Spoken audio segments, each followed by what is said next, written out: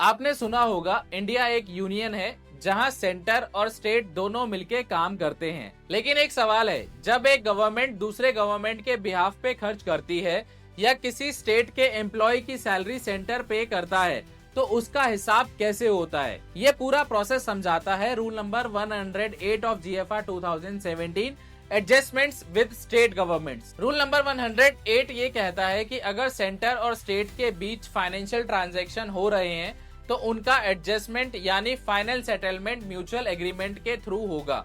मतलब जब तक किसी लॉ या कॉन्स्टिट्यूशन में अलग तरह से मेंशन नहीं है तब तक ये सेंटर और स्टेट अपने बीच डिसाइड करते हैं कि कितना पेमेंट कहां से एडजस्ट होगा। लेकिन ये रूल एक इम्पोर्टेंट क्लैरिफिकेशन देता है, कुछ मैटर्स ऐसे हैं जिनमें ये म्यूचुअल एग्रीमेंट नहीं चलती।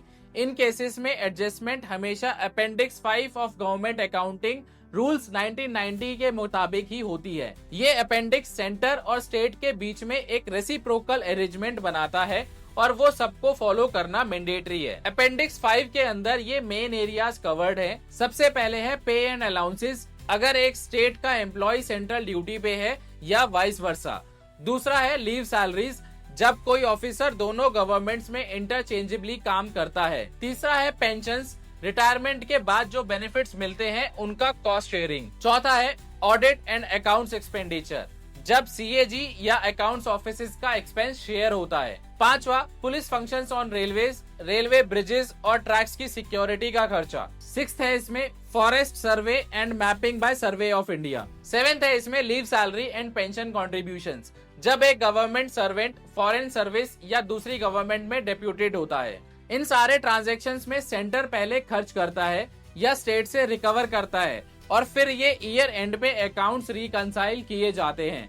इससे पता चलता है कि किसने कितना कंट्रीब्यूशन दिया और कौन कितना रीइंबर्स करेगा। ये रेसिप्रोकल अरेंजमेंट ट्रांसपेरेंसी और फाइनेंशियल डिसिप्लिन दोनों को स्ट्रॉन्ग बनाता है। तो दोस्तों रूल नंबर 108 एक रिमाइंडर है कि इंडिया के फाइनेंशियल सिस्टम में हर पैसे की अकाउंटेबिलिटी डिफाइंड है।